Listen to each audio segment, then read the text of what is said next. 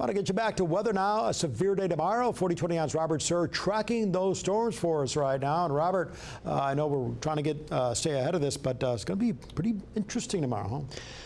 You know, I hope not, yeah. But it definitely, certainly seems like we're going to have quite a bit of rough weather in here for tomorrow. Still having those clash of the seasons, fall and winter and a little bit of summer still thrown in there. That's why you get these severe thunderstorms. You know, a thunderstorm is just, you know, it's one of the ways that the atmosphere kind of balances itself out. It's a you know, an instability obviously in the atmosphere. So we are going to see a severe day tomorrow. About tomorrow afternoon, 2, 3 o'clock through midnight, we'll see those thunderstorms developing. All modes of severe weather are certainly on the table, but there are still 1 or 2 unknowns that still remain in terms of, you know, atmospheric conditions and things like that.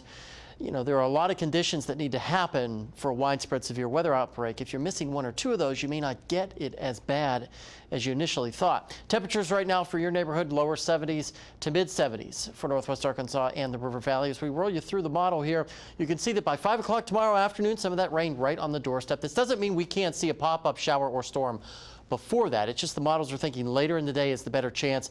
Then that line really starts to get its act together by 7 and 8 o'clock. You see all these purples here. Could be some embedded heavy downpours, supercells in there. Those supercells could contain damaging winds, large hail, maybe an isolated tornado or two. The good news is this front will be relatively quick moving, not fast moving, but it'll get in and out relatively quickly. You can see that by 10 o'clock, Northwest Arkansas already starting to dry out. Some of the activity may completely be out of here by 10:30 or 11. This particular model is saying, well, it might be closer to midnight or so before everything exits the region. And then waking up Monday morning, back down into the lower 40s and lower 50s. Still have an enhanced risk for the entire area tomorrow, meaning that numerous severe thunderstorms are certainly possible. And within that, from the Storm Prediction Center, we have a hatched risk here, a hatched area, meaning that 75-mile-an-hour winds or greater certainly possible within this area. It doesn't mean it can't happen outside, but this is the area where it's most the greatest instability and the greatest conditions could exist to support that.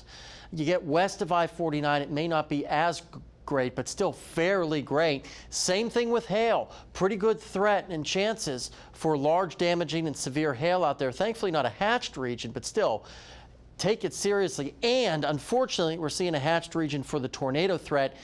Tornadoes that form tomorrow could be EF2 or greater anywhere in this yellow hatched area, which is most of our area. So have that severe weather kit handy. Make sure that it is stocked up. This is a great graphic from the Weather Service out of Huntsville, Alabama. You need a first aid kit, you know, a whistle to make some noise if the damage is so catastrophic that rescuers are out looking for you. Flashlight, batteries, hard-soled shoes, not flip-flops, not sandals, hard-soled tennis shoes. Cash is better than a credit card if there's no electricity, and everything else you see there on your screen. And have that severe weather action plan ready to go, because with these storms coming in around sunset, it could be very difficult to see a tornado at night, obviously.